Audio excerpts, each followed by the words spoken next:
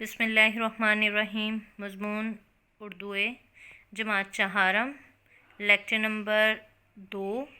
ठीक है बेटे, लेक्चर नंबर 2 का एक हिस्सा हम पढ़ चुके हैं। उसमें हमने बुलंद ख़ानी और उसकी तशरीह की थी और शायर का नाम बताया था। बेटे अब हमने सूरज के फ़ायदे, अनवान वही रहेगा।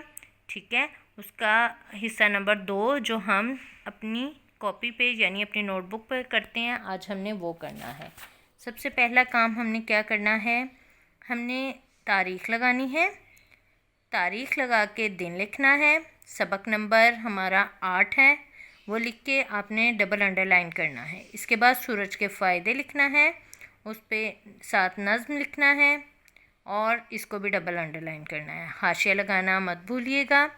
सरगर्मी लिख के सूरज की तस्वीर बनानी है और उसके बारे में 2 जुमले तहरीर करने हैं। फिर बेटा जी आपने अगले पेज की तरफ आना है। अगले सफ़े पे आपने क्या करना है, इमला, मुश्किल अल्फाज के मानी, जुमले ये लिखने हैं, हाशिया लगाना है। इसके अलावा आपने पहला जो लफ्ज़ है वो दिन चढ़ना, उसका मानी है दिन का बढ़ना, यानी दिन बुलंद हो जाना, रोशनी हो जाना। इसके बारे में आपने जुमला लिखना है ख़ुद अपने अल्फाज में। फिर उसके बाद दूसरा है बदौलत। बदौलत के मीनिंग, वजह। अनायत, अनायत का मतलब मेहरबानी। खेतियाँ, खेतियाँ का मतलब फसलें। बेटे इनका मतलब समझते हुए आपने इनके क्या तहरीर करने हैं, जुमले तहरीर करने हैं। फिर आखिरी लफ्ज़ जो हमारा है वो बेकार। बेकार का मतलब होता है ज़ाया। ठीक है, कोई भी अपना काम को ज़ाया कर देना है। इसी तरह बेटा अगले सफ़े पे आपने आ जाना है और आपने अगले सफ़े पर आकर सवालात के जवाबात लिखने हैं, उसको डबल अंडरलाइन करना है। हाशिया लगाना मत भूलिएगा। दाएं हाथ वाली साइड पे आपने सवाल नंबर 1 हाशिए के अंदर लिखना है। सूरज के 4 फ़ायदे लिखें। फिर उसके बाद जवाब आपने लिखना है। सूरज के 4 फ़ायदे दर्ज झैल हैं। नंबर 1, सूरज रोशनी का सबसे बड़ा ज़रिया है, हमने पढ़ा था ना।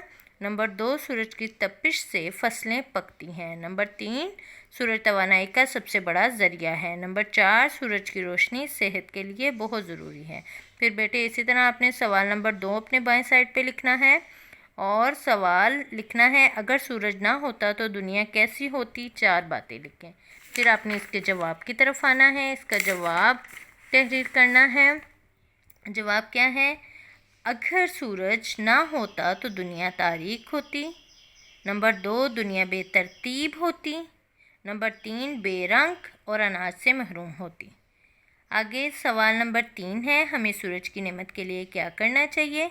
तो बेटा जी इसका जवाब आपने खुद तहरीर करना है। क्या करना चाहिए, मैंने पढ़ाया था ना, सूरज की नेमत लास्ट शेर केला का क्या करना चाहिए, वो आपने खुद तहरीर करना है। और आखिरी सवाल हमारा नज़म के शायर कौन है, वो आपने ख़ुद तहरीर करना है, क्योंकि हमने इस हर शेर में तकरीबन पढ़ा है कि नज़म के शायर कौन हैं। अपना ख्याल रखते हुए अपने काम को तवज्जो से कीजिएगा। अल्लाह हाफ़िज़।